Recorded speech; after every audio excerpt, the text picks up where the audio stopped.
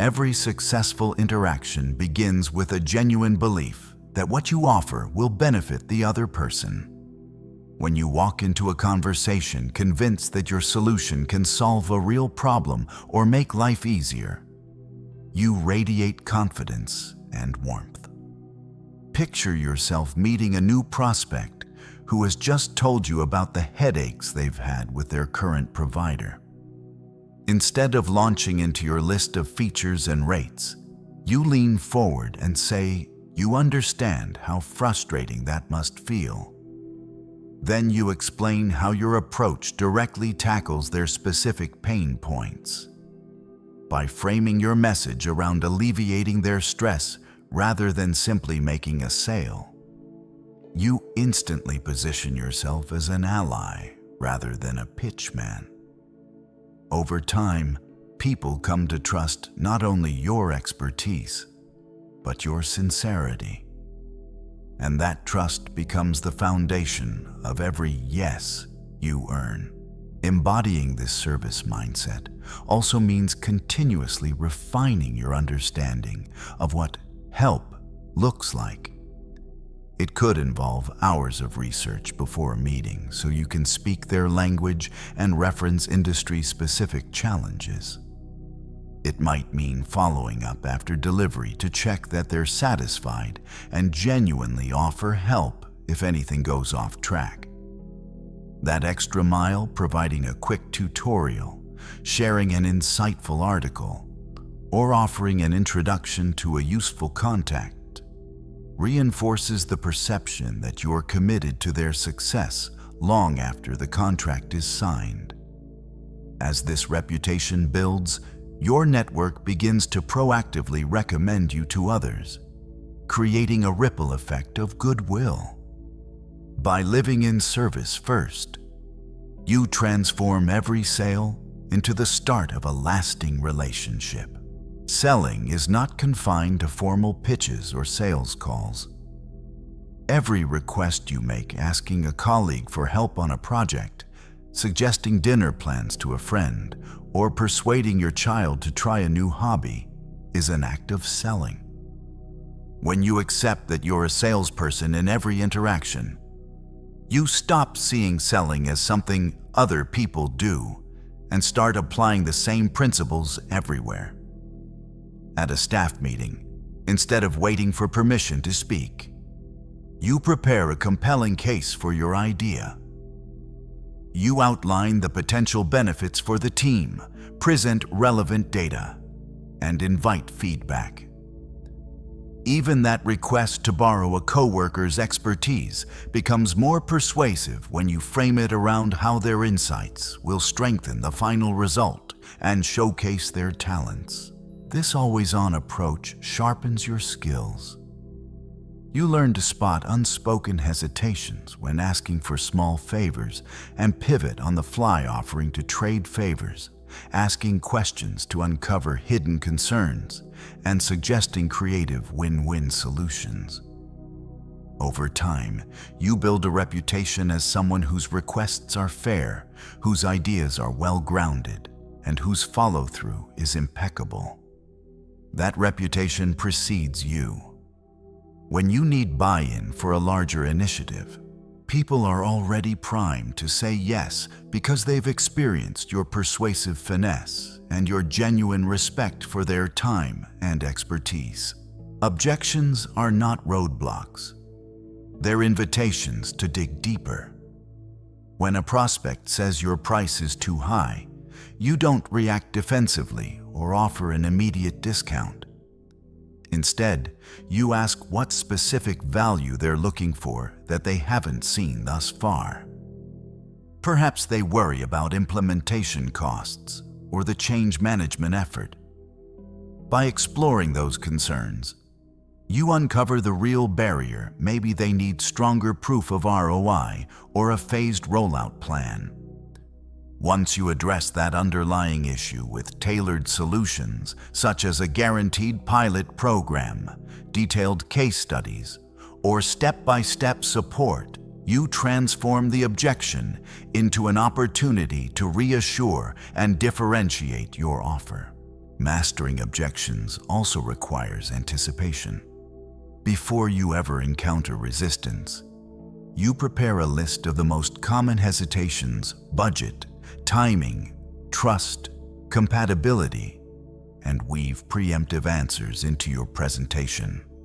You might share a brief story of a client who had the same concern and went on to achieve measurable results. Or you might proactively outline flexible payment options and support structures. When objections arise after that, they feel less like surprises and more like minor clarifications on a well-structured proposal. Prospects sense your confidence and thoroughness, making them more inclined to move forward. People buy outcomes, not products or services. A software demo listing technical specifications won't excite someone as much as showing them how it saves their team 4 hours of data entry every week.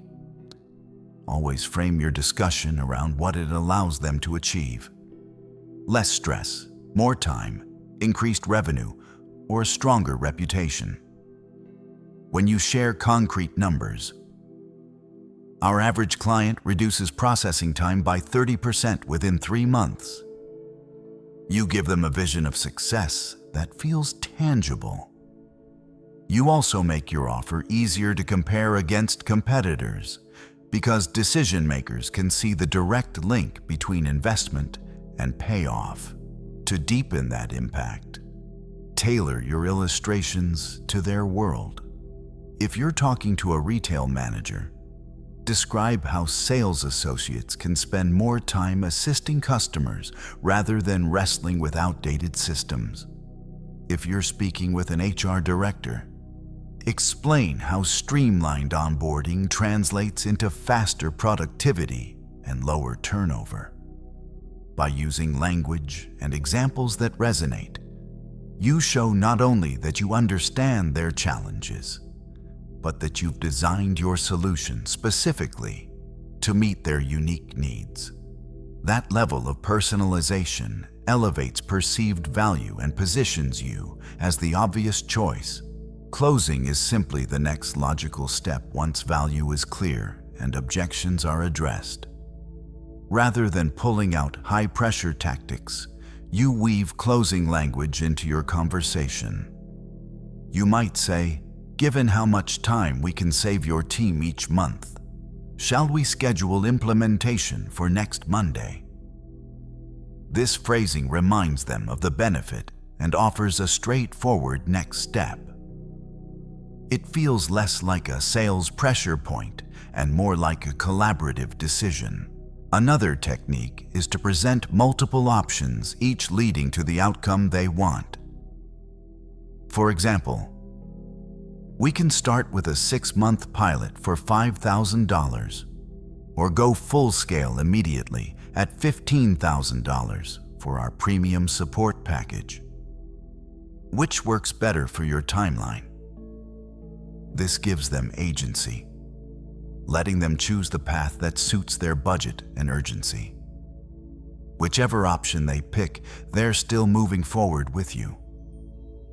By framing choices around outcomes rather than features, you make saying yes an easy, comfortable decision. Great strategy and preparation matter, but nothing happens without action. Commit to daily outreach and continuous follow-up. Set a goal: reach out to at least 5 new contacts each morning, follow up on every proposal within 2 days, and schedule role plays weekly to refine your pitch. Those actions build momentum. You accumulate feedback, iterate quickly, and steadily expand your network. Consistency also means tracking your metrics. Record outreach attempts, reply rates, meetings scheduled, and wins. Review these numbers weekly to see which messages resonate, which industries respond best, and where you need to adjust your approach. This data-driven discipline ensures you're not wandering aimlessly, but systematically moving toward your targets. Over time, The compound effect of small, persistent actions yields breakthroughs that wouldn't be possible with occasional, sporadic effort. Every no brings you closer to a yes because it teaches you something new. When a prospect declines, take a moment to send a gracious thank you note and ask if they can share the main reason. Did timing not align? Was the budget constrained? Were they looking for a different set of features? That insight is gold. You refine your pitch, adjust your targeting, and sharpen your closing approach. Rejection also builds resilience. The more you experience it and bounce back, the less you fear it. You approach each conversation with calm confidence, knowing that not every interaction will end in a win. Instead, you see each as an opportunity to learn and move on, focusing your energy on prospects who truly need your solution. Most sales are won after multiple touches.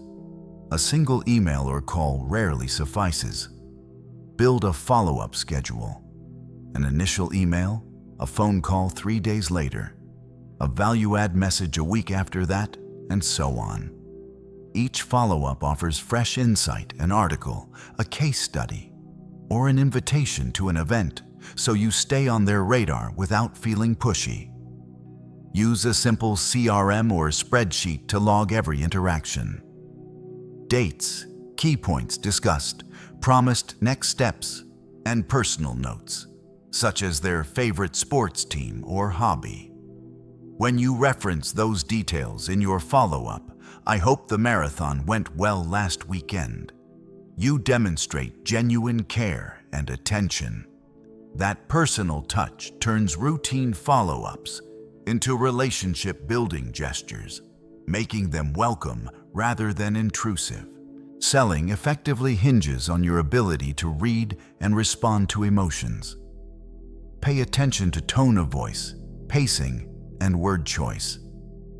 If a prospect sounds rushed or distracted, offer to schedule a better time rather than push on. If they express frustration or skepticism, acknowledge it and empathize. That sounds really challenging. I'd feel the same way. This emotional attunement builds trust and lowers defenses. You also manage your own emotions. Before each call or meeting, take a moment to center yourself. Breathe deeply, remind yourself of the value you bring, and visualize a positive outcome. Entering with calm assurance rather than anxiety makes you a more effective listener and communicator. People instinctively gravitate toward composed, empathetic connectors, and that gravitational pull is at the heart of genuine influence. The most successful sellers never stop learning. Seek out mentors, attend workshops, read widely on psychology and persuasion, and solicit honest feedback from peers. Regularly audit your process. Which opening lines generate conversations, which closing questions seal deals, and which follow-up touches spark replies. Then double down on what works and discard what doesn't. Set quarterly goals for skill development, master objection handling by studying 5 new scenarios. Refine your storytelling by practicing 1 new case study each week. Or boost your emotional intelligence by logging daily reflections on how you handled tough conversations. By committing to ongoing growth, you ensure your sales skills evolve alongside market shifts and customer expectations. In doing so, you transform selling from a one-dimensional task into a dynamic craft, one that empowers you to guide your career, your business, and your life toward ever higher levels of success. Now, as the meditation music begins, find a comfortable position. Close your eyes and breathe deeply. Let the lessons you've learned serving others first mastering objections, creating true value, and closing with confidence wash over you like a gentle wave. With each note, allow these principles to settle into your subconscious, releasing any tension or doubt. Trust that this calm clarity will guide your next conversation and carry you forward with purpose.